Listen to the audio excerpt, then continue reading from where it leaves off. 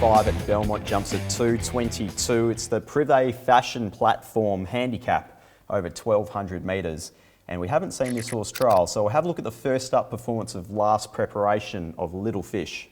Midnight Banquet, Danny George and Sky Atlas. Caracapo led by a length and a half, and Brown went for home at the 250. Caracapo shot clear by two Little Fish, Torino, DeAndy's, Capanda. Fair Truce of Three Secrets further back, nearing the 100. Caracapo, the leader. Little Fish trying valiantly. He's got the whip on Caracapo from the Goldfields Gallop, a Little Fish, but Caracapo did it from go to woe. It's got a good first up record, Little Fish, and it was simply enormous there first up last prep. Wheels 3 wide without cover, sitting on pace, and was still strong going through the line behind Caracapo. I'm expecting the horse again to probably just settle a little bit worse in midfield. It's drawn a little bit sticky, but it certainly does have talent, and its personal best is definitely lengths better than anything else in this field. Second pick is the 6, which is Fairview. I think the horse is better suited, stepping up from the 1,000 now to the 1,200 metres. It's been finishing off particularly strong so far this preparation. It will get back in the field, and that's probably the only concern here.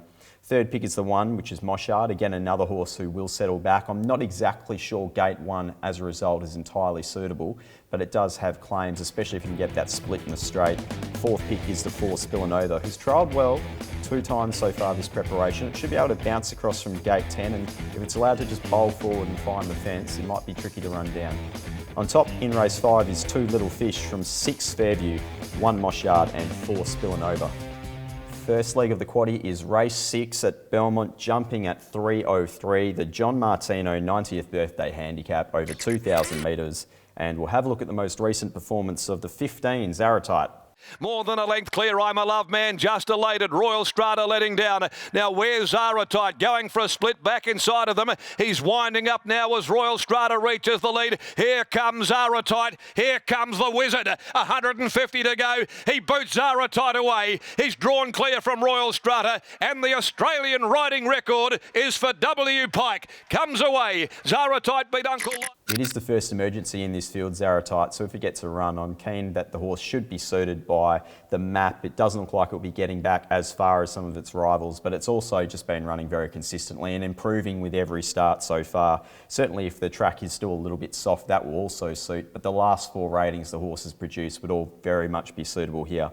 Second pick is the 6, Noirdaroo. Last start, it was announced before the race that the horse would be trying to roll forward. I wonder if they'll try the same tactics here, because it didn't end up in that situation there. It ended up 4 back the fence, had to take the shortcut on the way home, and did finish particularly well. But from gate 13, Jared Nosky on board, I'd love to see them just try and follow a couple of the other horses across and settle in the first 3 or 4 runners.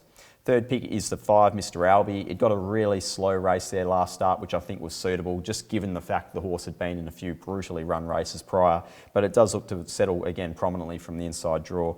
Fourth pick is the 8, which is Dark Prospect, who's drawn pretty awkwardly out there, but last start we saw it jumped well. It was restrained back through the field. It came widest in the straight with a nice sustained run, and it just looks like it's about ready to run a race here. On top in race 6 is 15, Zaratite, from 6, Noirdaroo, 5, Mr. Albie and 8, Dark Prospect. Race 7 at Belmont jumps at 3:40. It's the Ascot Racing Carnival handicap over 1,600 metres. And we'll have a look at the first up performance of Abdicator, last seen at Belmont. Abdicator yet to be called upon. Stoked up now behind them. Battlestorm with Multiverse getting a split. In Love with Paris is looking for a run in behind them. Abdicator reaches the lead going to the 200 from Belter. Battlestorm making heavy weather of it in behind them. Abdicator with Multiverse down on the inside. In Love with Paris is still looking for the run but can't get through. Multiverse, Abdicator in Love with Paris. Finally clear, but it'll be too late. Multiverse has won. Despite the fact it was a 5-horse field, it was a big tempo event, and Abdicator has returned in fine fashion. The horse just settled outside the leader there. They were going along at a pretty quick tempo, and although it didn't necessarily pressure the leader at any stage, it did pick up particularly well in the straight, and was defeated by a horse, Multiverse, who was lapping up those soft tracks and also the high-speed events of late.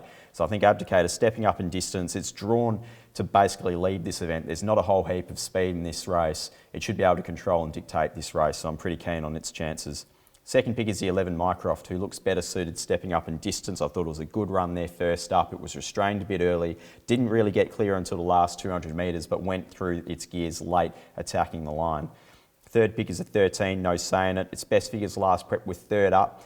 and it should be able to put itself into just a sleepy position towards the tail of the field. It will need a little bit of luck attacking the line, but the horse is in good order and running good sectionals.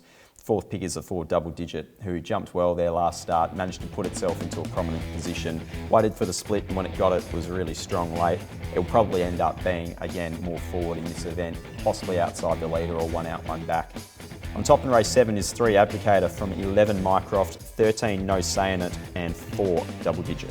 Race 8 at Belmont jumps at 4:20. It's the Mark Shreve 50th birthday handicap over 1,600 metres, and we'll have a look at the most recent performance of the Fugazi last seen at Belmont. Rosebush is next in the middle, followed by Bow Count to the outside. Distant Trilogy in front of On the Terps. Well, the Fugazi now comes away from the rails as the gap opens, and McGruddy shoots him to the lead at the 200. The Fugazi from Zephyr Queen. They've kicked away 3 lengths now in front of Recharger. On the Terps down the outside, but the fave is home and hosed in the last as McGruddy rides him to the line. Goes on to win it easily, the Fugazi. Gone to another level this preparation, the Fugazi. It returned with a good win first up that was almost equal to its personal best, and then came out and completely smashed that last start with a dominant victory. It was really strong going through the line, and despite drawing a little bit wider in gate 10, I'm pretty keen that the horse should be able to put itself into position and just a forward of midfield spot with a bit of cover. It does seem to map okay when you break down the field, and with that in mind, it should be strong going through the line once more.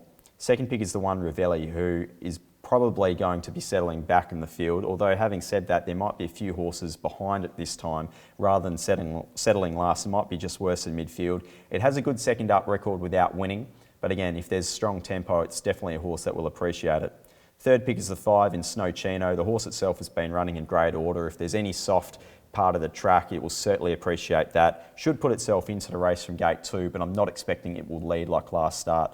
Fourth pick is the 11, which is Bow Count, who again is drawn a bit awkwardly, but Jason Brown jumping on board might be a sign of intent. Bow Count is a horse who also relishes strong tempo in an event. I'm not exactly sure if he'll be able to lead or if he'll settle on speed, but he certainly has claims as he improves with fitness.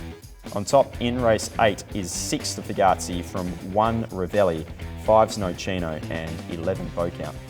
That brings us to the last. It's race 9 at Belmont, jumping at 5 o'clock, the Crown Perth handicap over 1,400 metres, and we'll have a look at the first up performance of Blackwood River, last seen at Belmont. Rosebush is next in the middle, followed by Bow Count to the outside. Distant Trilogy in front of On the Terps. Well, the Fugazi now comes away from the rails as the gap opens, and McGruddy shoots him to the lead at the 200. The Fugazi from Zephyr Queen. They've kicked away 3 lengths now in front of Recharger. On the Terps down the outside, but the fave is home and hosed in the last as McGruddy rides him to the line. Goes on to win it easily, the Fugazi, by about 2 lengths. It's probably not going to look like much on paper, finishing 10th of 11th, and it probably didn't look like too much over the concluding stages of that race, but Blackwood River did jump well, but was heavily restrained back towards last from that wide barrier. The Fugazi obviously returned with a big figure on the day, and just given the fact that Blackwood River's now drawn gate 2, it can really put itself more forward into this event. There does look genuine speed, and if you have a look at the personal bests, Blackwood River has the highest one out of any of these horses in this field. So it goes on top from the 7 False Statement, who's been racing in great order so far this preparation. The last 4 starts have all been high ratings, and in fact it ran the second best performance of the day their last start. The only concern is gate 12. It might have a few nervous moments early in this event. Third pick is the 2, which is Bushfire Blonde. It's been racing in career best form so far this prep, and the gate looks okay. It might be able to get itself just into that forward of midfield position. But again, it's been appreciating those stronger tempos, and it should be going through the line with a bit of gusto. Fourth pick is the 3 Distant Trilogy, who just got a little bit too far back there last start, was awkwardly positioned. Neville really was in that race, but the prior starts had all been good. And again, it's drawn pretty soft from gate 1. It should be able to just camp behind the speed. On top in the last is 12 Blackwood River from 7 False Statement, 2 Bushfire Blonde, and 3 Distant Trilogy. Best bets at Belmont, race 7, number 3, Abdicator, race 8, number 6, the Fugazi. That's all from us here at Perth Racing. If you'd like to keep up to date, stay in touch via our website or on social media. Until next time on the box seat, I'm Pete Anthony. Good punting and go well.